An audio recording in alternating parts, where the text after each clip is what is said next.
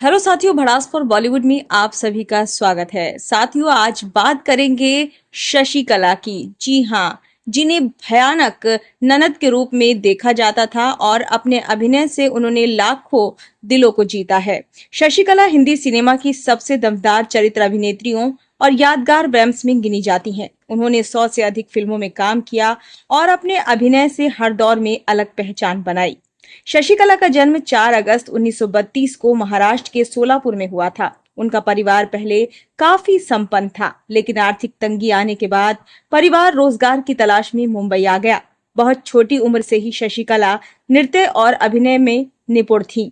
कहा जाता है कि उन्हें पहली बार 1940 के दशक में फिल्म जीनत में एक छोटे से हिस्से में काम मिला। इसके बाद निर्माता निर्देशक उनकी प्रतिभा से प्रभावित हुए और उन्हें लगातार छोटे छोटे रोल मिलने लगे। शुरुआती दौर में उन्होंने संघर्ष किया, लेकिन धीरे धीरे सहायक भूमिकाओं और फिर निगेटिव किरदारों में ऐसी पहचान बनाई कि वो हर बड़े बैनर की पसंद बन गईं। शशिकला ने कम उम्र में व्यवसायी ओम प्रकाश सहगल से शादी की। दोनों की 2 बेटियां हुईं। शुरुआती वर्षों में उनका वैवाहिक जीवन ठीक रहा, लेकिन बाद में रिश्ते में तनाव बढ़ने लगा। जीवन के एक कठिन दौर में शशिकला एक अन्य व्यक्ति के करीब आ गईं और उसके साथ विदेश चली गईं, लेकिन वो रिश्ता सफल नहीं रहा। उन्हें आर्थिक और मानसिक परेशानियों का सामना करना पड़ा। बाद में वो भारत लौटी और समाज सेवा और आध्यात्मिक जीवन की ओर रुख किया। उन्होंने कई साल जरूरतमंद लोगों की सेवा में बिताए। आरती 1962 और गुमराह 1963 में आई फिल्मों के लिए उन्हें सर्वश्रेष्ठ सहायक अभिनेत्री का पुरस्कार मिला। उन्होंने सुजाता, वक्त, अनुपमा, फूल और पत्थर, खूबसूरत जैसी कई यादगार फिल्मों में शानदार अभिनय किया। शशिकला की जिंदगी से जुड़े कुछ ऐसे किस्से हैं जिनके बारे में बहुत कम लोग जानते हैं, लेकिन चलिए हम आपको बताते हैं कि वो क्या क्या किस्से हैं।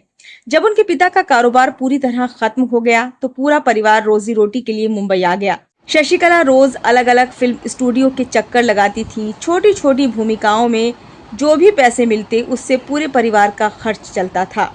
फिल्मों में उन्होंने अक्सर लालची ननद, सास या वैम्प के किरदार निभाए, लेकिन जो लोग उन्हें जानते थे उनका कहना था कि असल जिंदगी में वो बेहद शांत, विनम्र और मददगार थीं। खुद शशिकला मजाक में कहती थीं, पता नहीं मैंने इतने बुरे किरदार कैसे निभा लिए। वैवाहिक जीवन में तनाव के दौरान वो एक व्यक्ति के साथ विदेश चली गई थी, लेकिन उस रिश्ते में उन्हें धोखा मिला और आर्थिक और मानसिक कठिनाइयों का सामना भी करना पड़ा।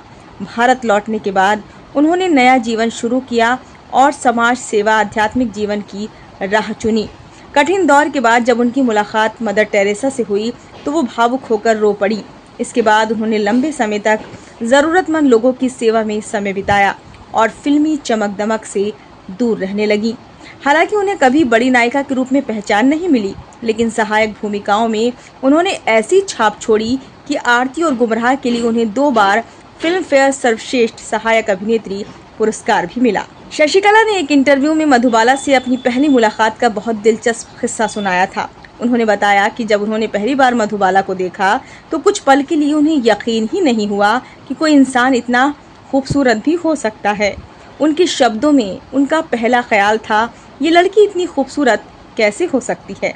शशिकला ने कहा कि मधुबाला सिर्फ खूबसूरत ही नहीं थी, बल्कि सेट पर सभी से बेहद प्यार और सम्मान से पेश आती थीं। चाहे कोई जूनियर कलाकार हो या स्पॉट बॉय, वो सबसे मुस्कुराकर मिलती थीं और समय की बहुत पाबंद थीं। शाम लगभग 6 बजे वो शूटिंग खत्म करके घर चली जाती थीं, क्योंकि परिवार उनके लिए सबसे पहले था। एक और बात शशिकला को हमेशा याद रही। उन्होंने कहा कि इतनी बड़ी स्टार होने के बावजूद मधुबाला में जरा भी घमंड नहीं था। उनकी सादगी और विनम्रता ने उन्हें उतना ही प्रभावित किया जितना उनकी खूबसूरती ने। जब शशिकला फिल्म इंडस्ट्री में नई थी तब उन्हें छोटे छोटे रोल मिलते थे। उसी दौरान उनकी मुलाकात राज कपूर से हुई, जो उस समय अपने करियर की शुरुआत कर रहे थे। दोनों ने शुरुआती दौर में कई स्टूडियो और शूटिंग सेटों पर एक दूसरे को संघर्ष करते देखा। बाद में जब राज कपूर बड़े स्टार और निर्माता निर्देशक बन गए तब भी वो शशिकला को बड़े सम्मान से मिलते थे। शशिकला ने कई इंटरव्यू में कहा कि राज कपूर कभी कभी अपने पुराने साथियों को नहीं भूलते थे और जूनियर कलाकारों के साथ भी आत्मीय व्यवहार करते थे। एक बार एक शूटिंग के दौरान राज कपूर ने शशिकला से मुस्कुराकर कहा कि अच्छा कलाकार वही है जो हर किरदार को पूरी ईमानदारी से निभाए, चाहे रोल छोटा हो या फिर बड़ा। शशिकला ने इस सलाह को जीवन भर याद रखा। बाद में उन्होंने नायिका, सहायक अभिनेत्री, वैम्प और माँ हर तरह के किरदार इतने प्रभावशाली ढंग से निभाए कि वो हिंदी सिनेमा की सबसे बहुमुखी अभिनेत्रियों में गिनी जाने लगी। एक समय ऐसा आया जब निजी जीवन की परेशानियों के कारण उन्होंने फिल्मी दुनिया से दूरी बना ली। कई सालों तक वो लगभग गुमनामी में रहीं।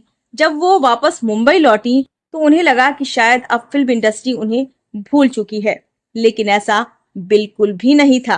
पुराने कलाकारों और फिल्म जगत के कई लोगों ने उनका गर्मजोशी से स्वागत किया। धीरे धीरे उन्हें फिर से फिल्मों और टीवी में काम मिलने लगा। शशिकला ने बाद में कहा कि इस वापसी ने उन्हें एहसास करा दिया कि अच्छे रिश्ते और मेहनत कभी बेकार नहीं जाती है। इसके बाद उन्होंने अपने समय का बड़ा हिस्सा समाज सेवा में लगाया। वो जरूरतमंदों की मदद करती थीं और सादगी से जीवन बिताना पसंद करती थीं। यही वजह है कि पर्दे पर सख्त या नकारात्मक किरदार निभाने वाली शशिकला को असल जिंदगी में बेहद दयालु और संवेदनशील इंसान माना जाता था। तो कैसी लगी आपको शशिकला की ये कहानी? हमें कमेंट बॉक्स में जरूर बताएं और किसकी कहानी आगे सुनना चाहेंगे ये भी कमेंट जरूर करें। हमें आपके जवाबों का इंतजार रहेगा। तो अब हमें इजाजत दीजिए। धन्यवाद।